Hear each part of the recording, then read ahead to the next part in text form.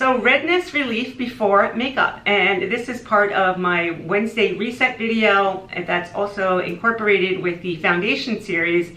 And in today's video, we're going to be talking about how to treat the redness, otherwise known as rosacea, prior to putting on your makeup. And do you feel like no matter how much makeup you put on, the redness would still pop through?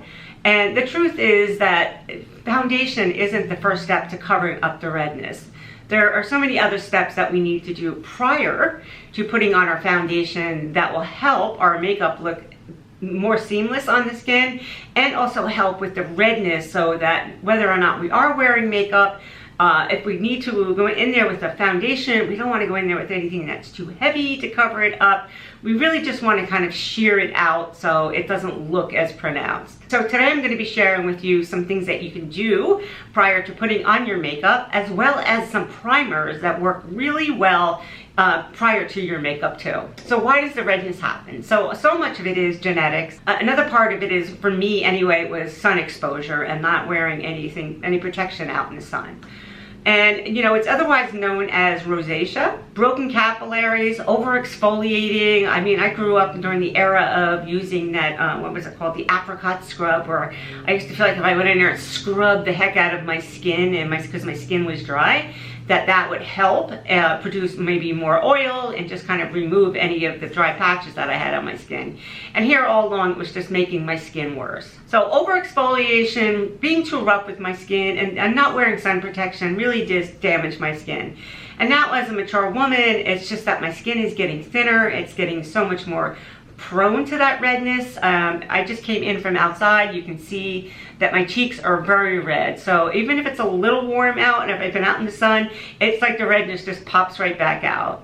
So if you're like me and you've tried covering up the redness with way too much makeup, then believe me, you're not alone. So today I'm going to share with you some daily habits that reduce the redness. So while makeup does help, that's for sure, there's a few things that we can do daily to sort of make sure that the redness stays at bay.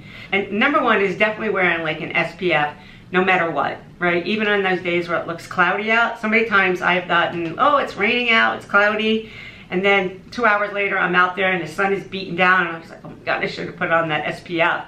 So no matter what, just going in there with your SPF. And I can tell you that consistency wins over time. So you just need to be patient and be consistent is really what's going to make the difference in the redness. Oh, gentle cleansers. Don't go in there with anything too harsh. I used to think that if I went in there with something really foaming and rich and, you know, like just kind of removing any bit of natural oils from my skin was the way to go. And I come to find out that that was the worst thing I could do for my dry skin. So going in there with gentle cleansers works really well. I'll leave a few that I love down below in case you're interested. I use hydrating ones, and I certainly don't use ones that have any sulfate in it and that lather up the way that they used to.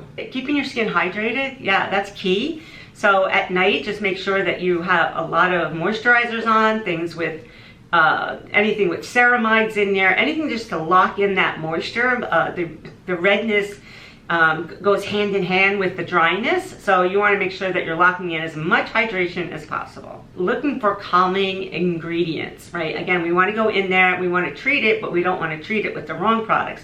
Going in there with niacinamide, centella asiatica, licorice root, green tea, colloidal oatmeal. Any of those products, especially I feel like the licorice root and the niacinamide, have really helped with controlling my redness. And always let the skincare absorb into the skin. Just take your time layering it on, you know, do things in between like brush your teeth or put your contacts in, but just let it settle into the skin so you're not just layering out a bunch of products. And then when you go to put on your foundation, everything seems to look a little heavy and it starts to pill up on your face. And this will just allow for a comfortable, hydrated base so that when you go in there to put that foundation on, it's going to almost absorb into the skin, and as opposed to like laying on the surface of the skin and starting to look very dry and cakey looking. Okay, now let's talk about some products that neutralize the redness prior to putting on a foundation.